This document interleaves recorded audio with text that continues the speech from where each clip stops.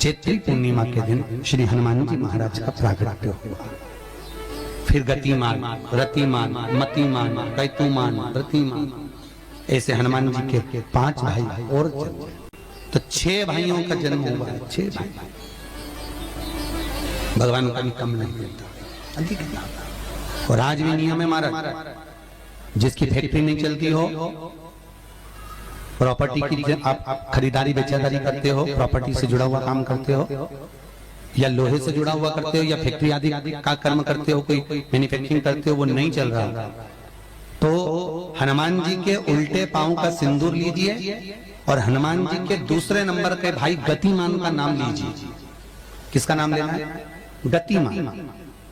गतिमान का नाम लेकर फैक्ट्री के बाहर या फैक्ट्री पर एक स्वस्तिक का निर्माण कर दीजिए, हनुमान जी के उल्टे पांव के सिंदूर और गतिमान का नाम लेकर। कभी आपकी फैक्ट्री कोई काम नहीं निकालेगी, उन्नति की ओर ही निकल जाएगी, कभी घाटे की ओर नहीं जाएगी। गतिमान का नाम, रतिमान, केतुमान, मतिमान, ये जितने भी नाम है हनुमान जी के भाइयों के, ये सब कल्याण करते हैं। एक एक नाम कल्याण करते हमारे। एक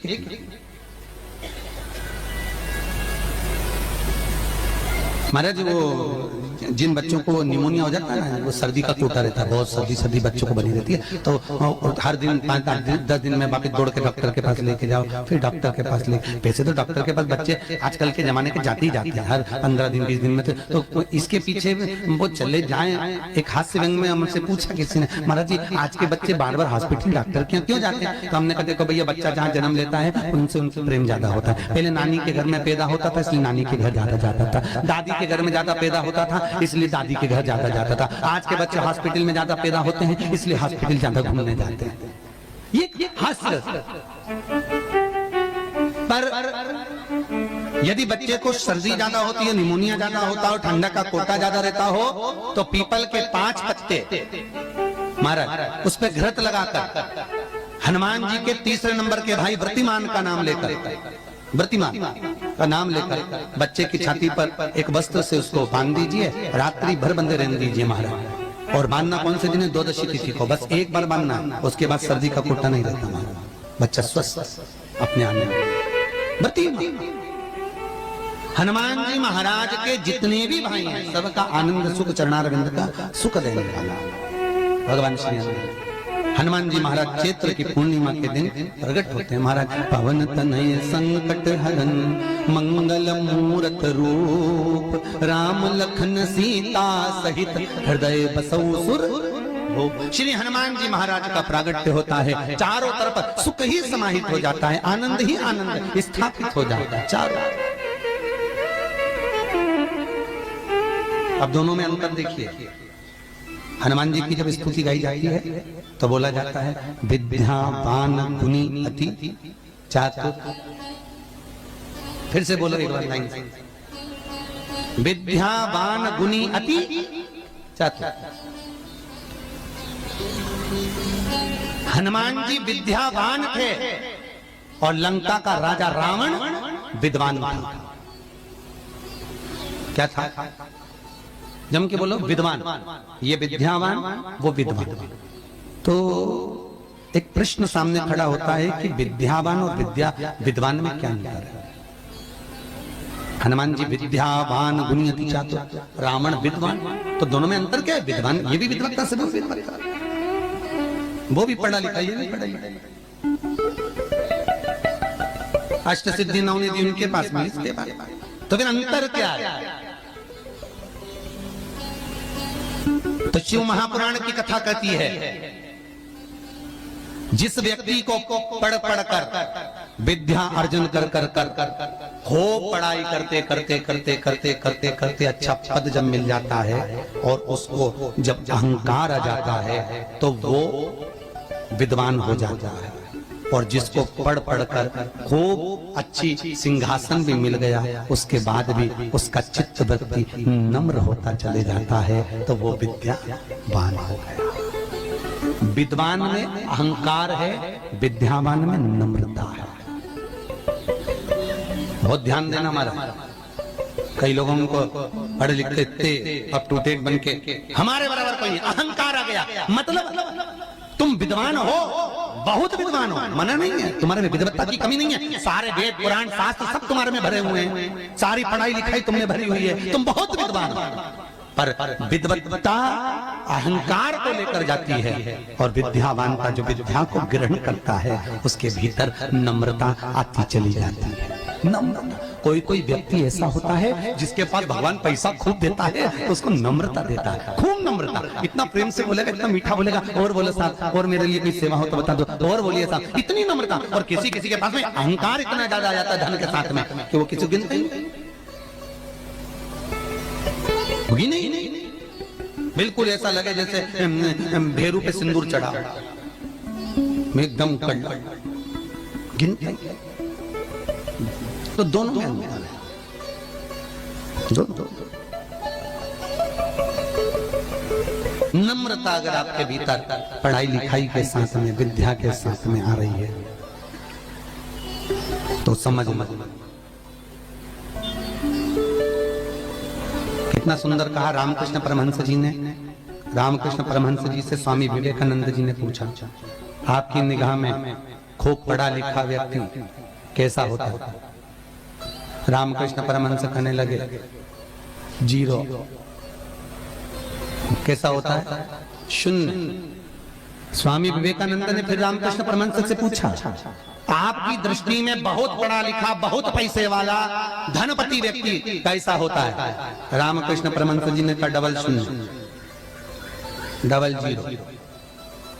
स्वामी विवेकानंद जी ने फिर पूछा रामकृष्ण परमहंस जी से, गुरुदेव आपकी दृष्टि में पढ़ा लिखा व्यक्ति, बहुत धनपति, सब ज्ञान में निपुण, वो व्यक्ति कैसा होता है? रामकृष्ण परमहंस ने कहा, ट्रिपल जीरो, 3 शून्य।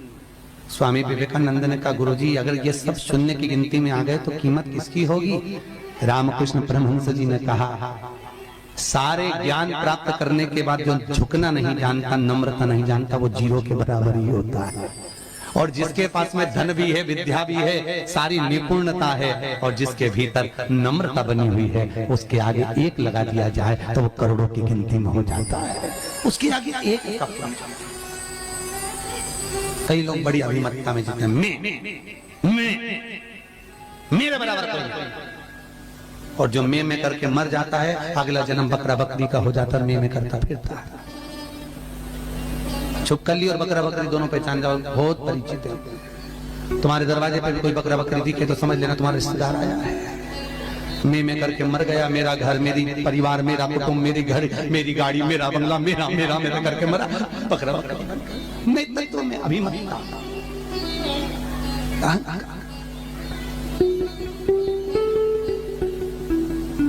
गुरु नानक देव जी महाराज का शब्द याद करो, कुछ भी मेरा नहीं है, सब कुछ तेरा, सब कुछ तेरा। इसलिए बोले सो निहाल, सब कुछ तेरा, हमारा कुछ है, हमारे भीतर कुछ है तो वो परमात्मा। हनुमान जी महाराज प्रकट हुए और अष्ट सिद्धि, कितनी? अष्ट सिद्धि, नवनिधि, कितनी निधि? 9 निधि हनुमान जी के पास में थी। अष्ट सिद्धि 9 निधि, और उस 9 निधि में सबसे ज्यादा सुंदर निधि जो दुनिया के हित की है वो है नील निधि। कौन सी निधि? 9 निधि में से एक निधि का नाम है नील निधि। कई लोग तो ऐसे, उनका आज तक हनुमान चालीसा पढ़ना नहीं है, आज तक कोई चालीसा, चाहे गायत्री चालीसा हो, लक्ष्मी चालीसा हो, शिव चालीसा हो, पढ़ना ही नहीं आती। बस बैठ गए भगवान के सामने और पढ़ लिया आसन लगा के। नहीं नहीं नहीं, चालीसा पढ़ने का भी एक नियम है। अगर कोई लक्ष्य लेकर पढ़ रहे हो तो उसका एक नियम है।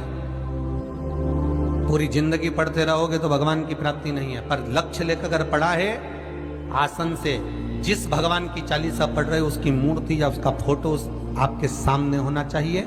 एक घी का दिया, अगर हनुमान चालीसा पढ़ रहे हो तो या तो घी का दिया जलाओ, वो भी गाय के घी का हो, भैंस के घी का मत जलाना। हनुमान जी कभी प्रकट नहीं होंगे भैंस के घी से। घी का दिया लगाइए अगर चालीसा का पाठ कर रहे हो हनुमान जी का। और बहुत ज्यादा संकट है, बहुत ज्यादा परेशानी है, तो हनुमान चालीसा का पाठ करो तो तिल्ली के तेल का दिया लगा, काली तिल के तेल का दिया, तिल का तेल का दिया हनुमान जी के सामने आसन बिछाकर, बहुत तकलीफ है तो 3 पाठ प्रतिदिन करो और एक आसन से जितने समय 9 बजे अगर आप बैठते हो पाठ करने तो 9 बजे ही बैठना है। 11 दिन तक प्रतिदिन 3 पाठ रोज करो। एक पानी का लोटा, कलश, तांबे का जल अर्थात तांबे का लोटा हो, स्टील का लोटा हो, तुम्हारे पास जो कलश हो उसमें जल भरकर, एक सिक्का उसमें पटक कर, एक लौंग पटक कर प्लेट से ढक कर रख दो और प्रतिदिन बस टाइम पर बैठकर पाठ करो। 11 दिन पूर्ण होंगे, जिस कामना से आपने पाठ करा है बस वो सिक्का, वो लौंग कलश में से निकाल लो, जल का आचमन करो और जिस काम के लिए करा है वो जल उस प्रयोग में ले लो। उस प्रयोग, किसी से बात करने जाना है तो वो जल पी कर जाइए, कोई से हाथ मिलाना है तो वो सिक्का, वो लौंग अपने हाथ में रखिए, अपने साथ। राम जी महाराज जब गए, हनुमत चरित्र कहता है, राम जी महाराज जब जाने लगे तो उन्होंने हनुमान जी से कहा कि तुम क्या चाहते हो? हनुमान जी बोले मेरे को जाना है, क्योंकि जहां राम वहां हनुमान। हनुमान जी जब कहने लगे कि मेरे को जाना है तो राम जी महाराज बोले नहीं नहीं हनुमान, तुझे सबसे ज्यादा प्रिय क्या है? तो कह राम। तो हनुमान तू कह रहा है सबसे ज्यादा प्रिय है राम प्रिय है, तो एक बार जिस समय देवऋषि नारद का अपमान हुआ, विश्वामित्र बाबा का अपमान हुआ, उस समय पर एक राजा ने जब अपमान करा तो तूने उसको राम नाम लिखकर एक जगह पर बिठा दिया और कहा कि तू राम नाम जपते रहे। उसने राम नाम जपा। तब हनुमान याद कर, मेरे सम्मुख में तू खड़ा था और युद्ध होने वाला था, तो तूने क्या कहा था? प्रभु आप इसको मार नहीं सकते क्योंकि ये आपका नाम ले रहा है। राम से बड़ा होता है राम का